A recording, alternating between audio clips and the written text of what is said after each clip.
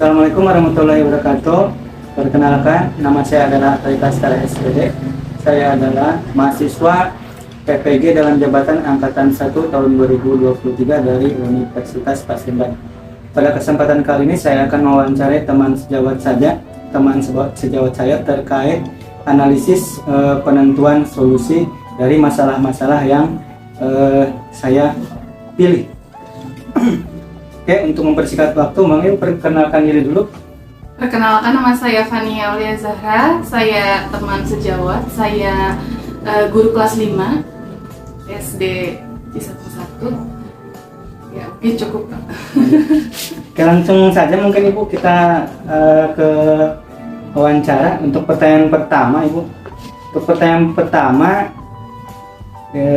apakah model pembelajaran problem based learning efektif untuk meningkatkan motivasi belajar siswa? Kemudian kalau misalkan itu efektif, kelebihan dari pembelajaran berbasis masalah atau PBL dalam meningkatkan motivasi itu apa? Ya, problem based learning itu kan sebuah model yang dimana anak itu memecahkan suatu masalah kan ya Pak ya? Ya. Dimulai dari yang pertama, ada anak dihadapkan terhadap masalah, kemudian dibantu, difasilitasi oleh guru, kemudian mereka mengembangkan pemikirannya, pengalamannya, pengetahuan mereka, kan tiap anak tuh beda-beda.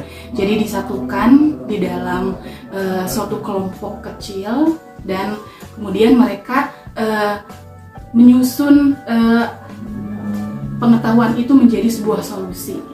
Nah, menurut saya itu efektif ya untuk meningkatkan motivasi siswa. Karena kenapa? Siswa itu kan sebenarnya adalah manusia yang curiosity-nya sangat tinggi atau rasa ingin tahunya sangat tinggi. Apalagi anak-anak ya Pak. Semua hal kita bawa sesuatu ke kelas aja tuh mereka itu apa, itu untuk apa, itu nanti bagaimana, seperti itu.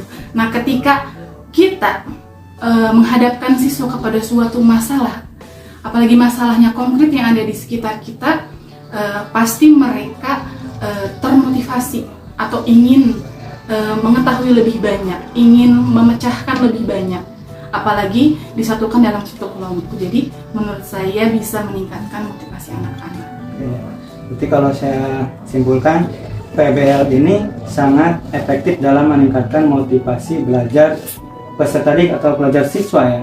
Karena anak ini pada dasarnya anak ini rasa ingin tahunya sangat besar gitu.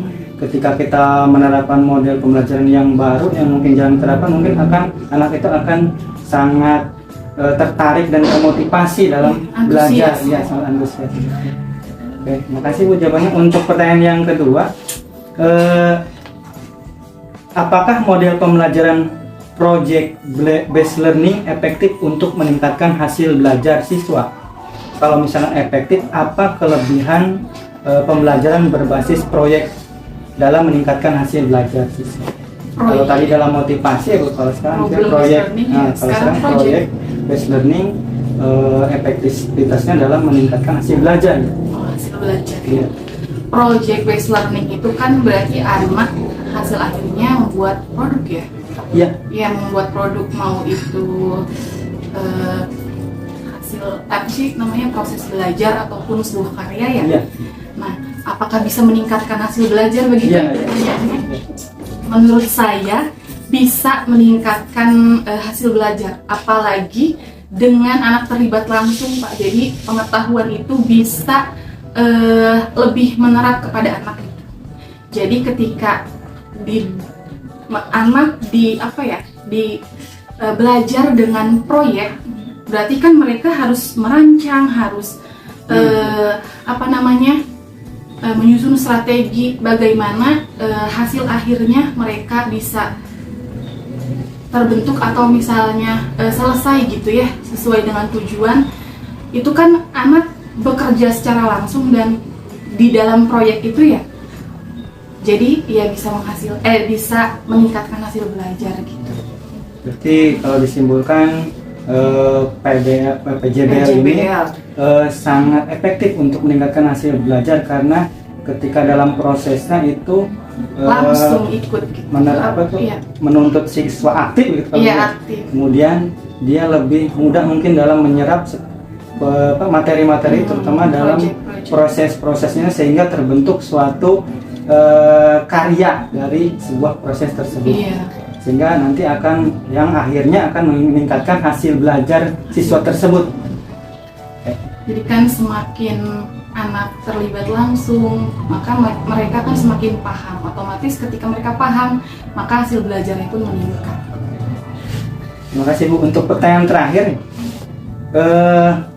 apakah model pembelajaran problem based learning efektif untuk meningkatkan kemampuan berpikir kritis siswa? Kalau misalkan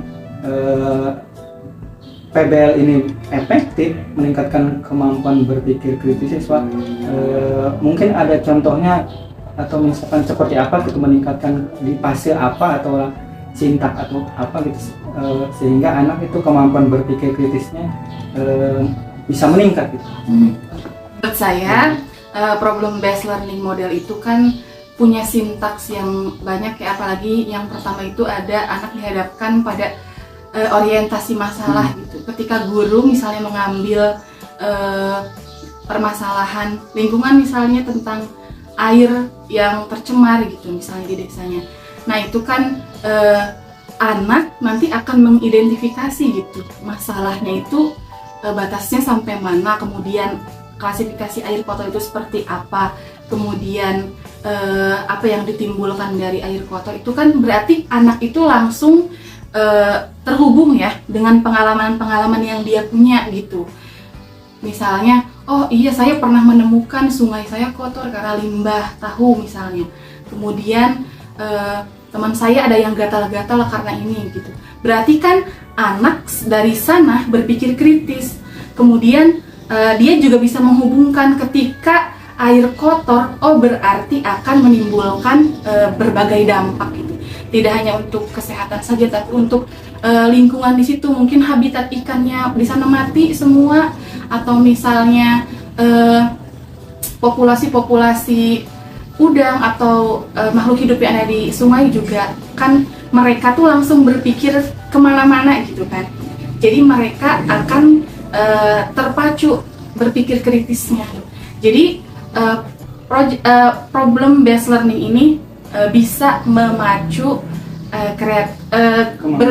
kemampuan berpikir kritis anak, karena secara tidak langsung mereka itu mendapatkan diajak untuk berpikir kritis. Jadi terlatih secara tidak langsung ya.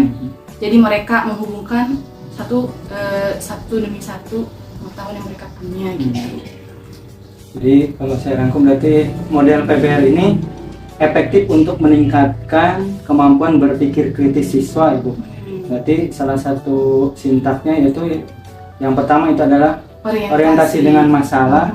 Secara tidak langsung ini akan memicu siswa untuk berpikir kritis. Kemudian mereka menggali pengetahuan mereka dan mengumpulkan informasi mungkin dari berbagai sumber ya Bu, untuk mengetahui atau mencari solusi dari permasalahan air kotor tersebut.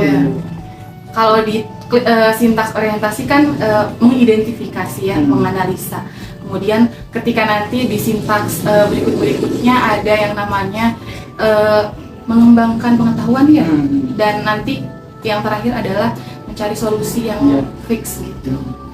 Nah di situ anak dilatih. Tahapan-tahapan ini yang melatih siswa untuk berpikir kritis. Pasti akan melatih siswa untuk berpikir kritis.